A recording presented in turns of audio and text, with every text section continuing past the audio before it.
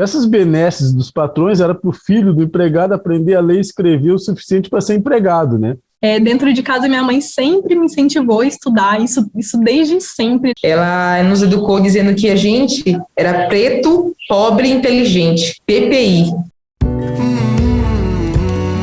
Na face do velho, as rugas são letras, palavras escritas na carne, abecedário do viver.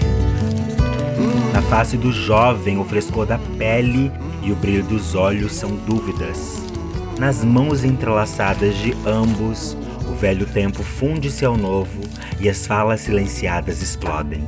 O que livros escondem, as palavras ditas libertam.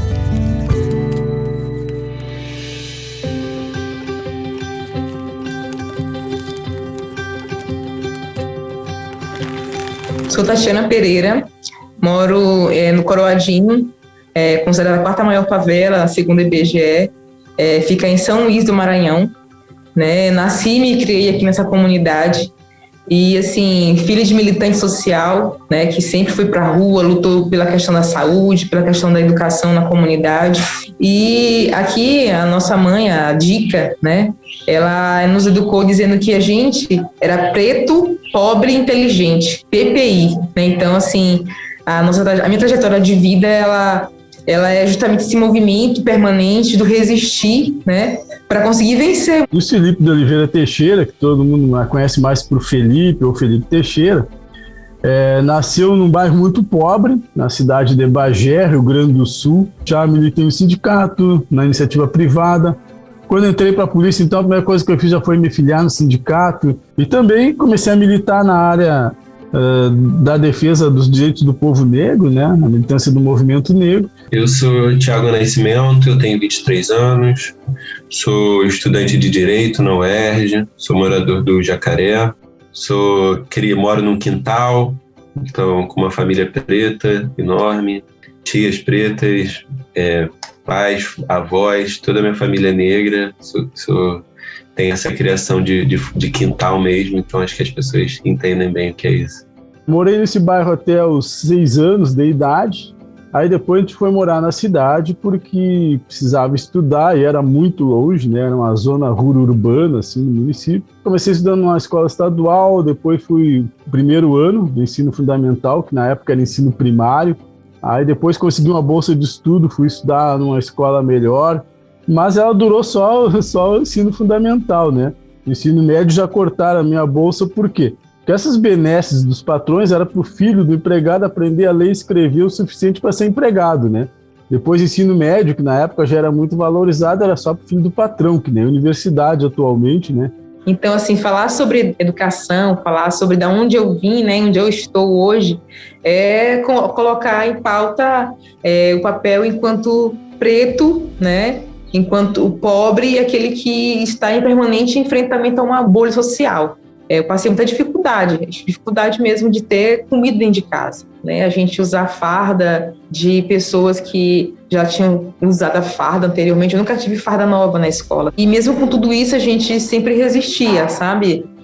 Sempre buscava dar o nosso melhor na educação, na escola, né? Às vezes ia a pé para a escola, porque aqui o bairro não tem, no período, não tinha escola de ensino médio, né? E de fundamental era uma escola que não comportava o número de pessoas da comunidade. E aí, sempre nesse processo de resistência, que uma sempre dizendo, a gente tem que ir, tem que enfrentar, né? A gente não pode se abaixar dentro da situação, a gente tem que levantar a cabeça e vencer. Ela dizia muito isso. O ensino fundamental, de fato, foi um desafio muito grande, né? Porque antes mesmo de eu me descobrir, já me apontavam e diziam viado. E do viado, me falava que meu cabelo era pichain.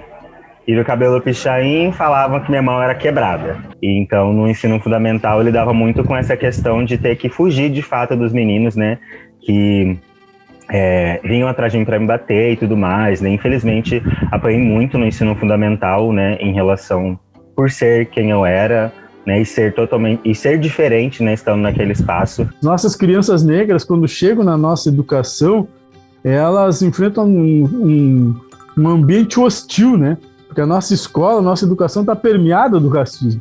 Então elas acabam evadindo, né? Por uma questão econômica, sim, mas também por uma questão de não se sentirem à vontade, de sofrerem o racismo, de sofrerem o bullying e não terem a proteção. Com 15 anos eu comecei a jogar basquete e a partir do esporte eu pude, me foram apresentadas várias oportunidades.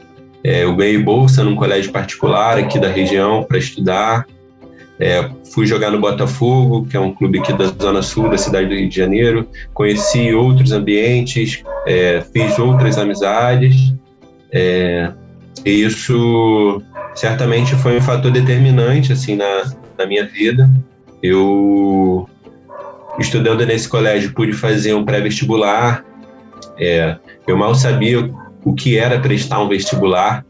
Eu sempre foquei muito em estudar, assim, o pessoal disse, Alexandra, tu é CDF, né, que o pessoal fala, cabeça de ferro, estudar muito, porque eu não queria mais passar por aquela situação, e também não queria deixar isso para os meus filhos, né, a situação de dificuldade muito forte em relação aos direitos, né, e inclusive enfrentar esse processo que no Brasil é muito forte, né, de dizer, porque tem mérito coisa nenhuma, né, a gente passa dificuldade sim, a gente passa fome sim, né? E a gente resiste sim, né? E inclusive isso se tornou a bandeira de luta para a gente, né? Para conseguir sobreviver. E falar disso não é falar de que legal passou por isso, mas é falar o quando a gente passou e quando a gente enfrentou isso de forma real.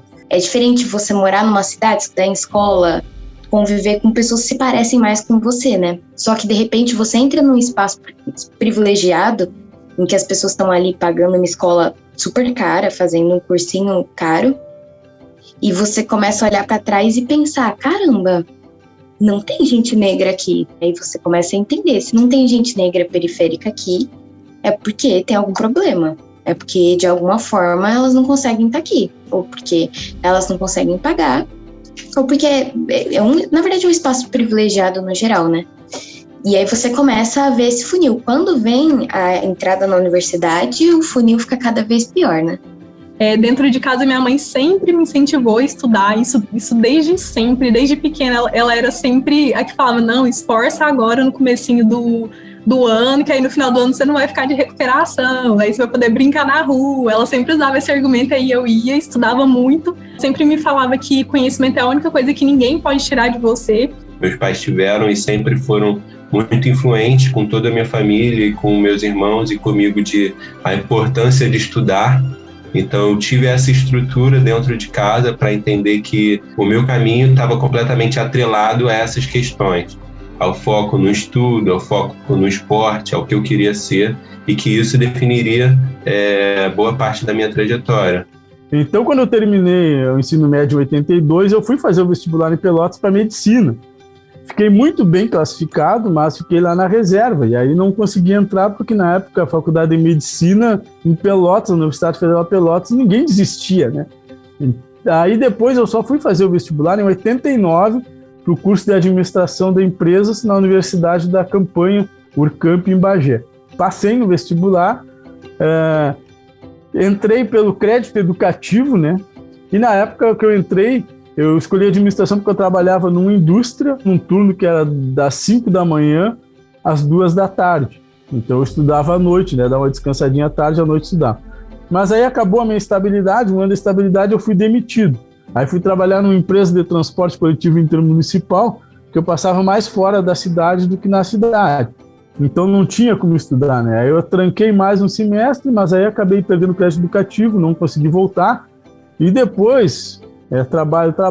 trabalho, acabei não voltando, só fiz metade da graduação de administração da empresa. Hoje eu tenho uma graduação, eu sou formada pela Universidade Estadual do Maranhão, sou engenheira de pesca, sou especialista em engenharia sanitária e controle ambiental, tenho um mestrado também na área ambiental pela Universidade Federal do Maranhão, estou fazendo uma pós na área de processos e projetos.